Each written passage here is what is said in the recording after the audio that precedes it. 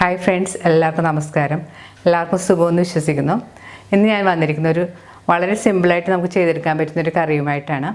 പീച്ചിങ്ങയും കടലപ്പരിപ്പും കൊണ്ടാണ് ഇത് ചെയ്യുന്നത്. പീച്ചിങ്ങ കടലപ്പരിപ്പ് ഉലർത്ത് നമുക്ക് വളരെ പെട്ടെന്ന് ചെയ്തെടുക്കാൻ പറ്റുന്നതാണ്. നമുക്ക് ചോറ്, ചപ്പാത്തി ഇവയുടെ കൂടെ നല്ല കോമ്പിനേഷനാണ്. നിങ്ങളിത് ട്രൈ ചെയ്ത് നോക്കുക. ഈ വീഡിയോ ഇഷ്ടപ്പെടുകയാണെങ്കിൽ നിങ്ങളുടെ ഫ്രണ്ട്സുമായിട്ടൊക്കെ ഷെയർ ചെയ്യാൻ മറക്കരുത്. അപ്പോൾ നമുക്ക് ഈ കറി ഉണ്ടാക്കാൻ തുടങ്ങാം. കറി ഉണ്ടാക്കാൻ ആവശ്യമായ പീച്ചിങ്ങ ഞാനിവിടെ നന്നായിട്ട് കഴുകി വെച്ചിട്ടുണ്ട്. ഇനി പീച്ചിങ്ങിന്റെ പുറത്തുള്ള ഈ കട്ടിയുള്ള തൊലിയൊന്ന് നമുക്ക് കത്തി കൊണ്ട് ഇതുപോലെ മുറിച്ചു മാറ്റണം. ഈ തൊലി നമ്മൾ കളയൊന്നും വേണ്ടിട്ടോ. ഇതുകൊണ്ട് നമുക്ക് ഒരു ചമ്മന്തി ഉണ്ടാക്കാം. ചമ്മന്തി ഉണ്ടാക്കുന്നതിന്റെ ഒരു വീഡിയോ ഞാൻ ഇട്ടിട്ടുണ്ട്.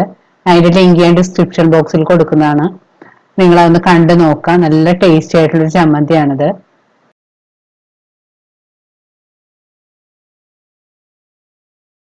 പീച്ചിങ്ങിന്റെ പുറത്തുള്ള കട്ടിയുള്ള ഭാഗം മാത്രം മുറിച്ചു കളഞ്ഞാൽ മതി. ബാക്കി എല്ലാം കളയണമെന്നില്ല. ഈ മുറിച്ചു കളയുന്ന ഭാഗം നമുക്ക് മാറ്റി വെച്ചിട്ട് പിന്നീട് ചമ്മന്തി ഉണ്ടാക്കാനായിട്ട് ഉപയോഗിക്കാം. ഇനി പീച്ചിങ്ങ നമുക്കൊരു ചോപ്പിംഗ് ബോർഡിൽ വെച്ച് ചെറിയ കഷ്ണങ്ങളായിട്ട് മുറിച്ചെടുക്കാം.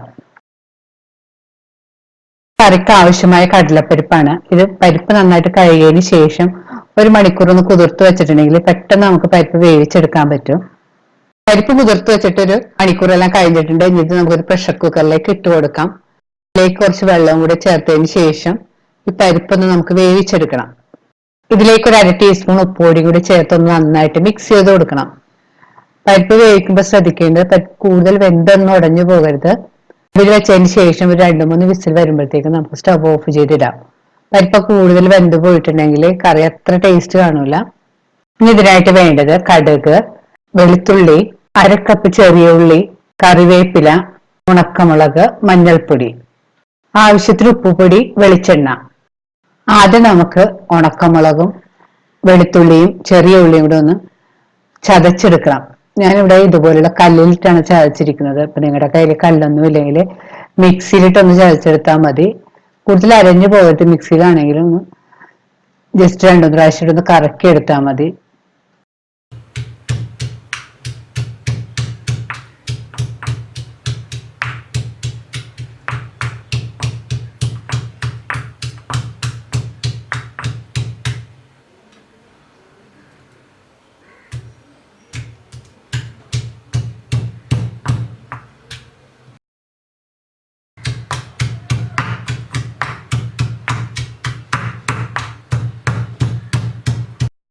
ഇപ്പോൾ ഉള്ളിയും വെളുത്തുള്ളിയും ഉണക്കമുളകും ഈ കാണുന്ന പോലെ നന്നായിട്ട് ചതച്ചെടുത്തിട്ടുണ്ട്.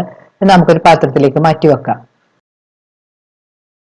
ഇപ്പോൾ നമ്മുടെ പരിപ്പ് പാകത്തിന് വെന്ത് വന്നിട്ടുണ്ട്. കൂടുതൽ വെന്തൊന്നും പോയിട്ടില്ല. നമ്മൾ ഈ കൈ കൊണ്ട് അമർത്തി നോക്കുമ്പോഴത്തേക്കും ഉടഞ്ഞു വരുന്ന ഒരു പാകം മതി. ഇനി നമുക്ക് കറി ഉണ്ടാക്കാൻ തുടങ്ങാം.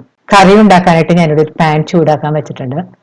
പാൻ നന്നായി ചൂടായി വരുമ്പോൾ അതിലേക്ക് നമുക്ക് വെളിച്ചെണ്ണ ഒഴിച്ചു കൊടുക്കാം. വെളിച്ചെണ്ണ നന്നായിട്ട് ചൂടായി വരുമ്പോൾ അതിലേക്ക് കടുക് ഇട്ട് പൊട്ടിക്കണം. ഇപ്പോൾ കടുക് നല്ലതുപോലെ പൊട്ടി വന്നിട്ടുണ്ട്. ഇനി അതിലേക്ക് നമുക്ക് ഈ ചതച്ച് വെച്ചിരിക്കുന്ന ഇൻഗ്രീഡിയൻസ് ചേർത്ത് കൊടുക്കാം. ഇത് ചേർത്തതിന് ശേഷം നന്നായിട്ട് വഴറ്റി കൊടുക്കണം. ഉള്ളിയെല്ലാം ചെറിയ ബ്രൗൺ കളറായി വരുന്നവരെ നന്നായിട്ട് വഴറ്റി കൊടുക്കാം.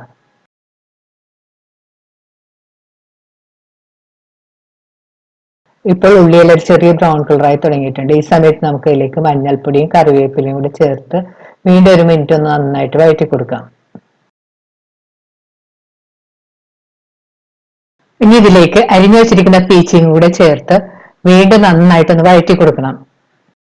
മസാല എല്ലാം പീച്ചിങ്ങിൽ പിടിക്കുന്നവർ 2-3 മിനിറ്റ് ഒന്ന് നന്നായിട്ടൊരു മീഡിയം ഫ്ലെയിമിൽ വെച്ച് നന്നായിട്ട് വഴറ്റി കൊടുക്കാം.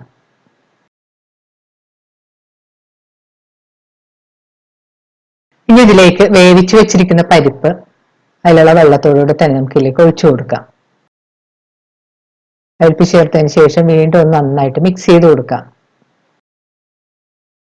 ഇനി ഇതിലേക്ക് ആവശ്യത്തിനുള്ള ഉപ്പുപൊടിയും കൂടി ചേർത്ത് കൊടുക്കണം. പരിപ്പ് വേവിച്ചപ്പോഴത്തേക്കും കുറച്ച് ഉപ്പ് ചേർത്തിട്ടുള്ളതാണ്. അപ്പൊ നിങ്ങൾ പാകത്തിനുള്ള ഉപ്പ് ചേർത്ത് കൊടുക്കാൻ ശ്രദ്ധിക്കണം. പൊടി ചേർത്ത് വീണ്ടും ഒന്ന് നന്നായിട്ട് മിക്സ് ചെയ്ത് കൊടുക്കാം. കറിയിൽ പ്രത്യേകിച്ച് വെള്ളമൊന്നും ചേർക്കേണ്ട ആവശ്യമില്ല. പീച്ചിങ്ങ എന്ന് പറയുമ്പോൾ അത് നല്ല വെള്ളമുള്ള പച്ചക്കറിയാണ്.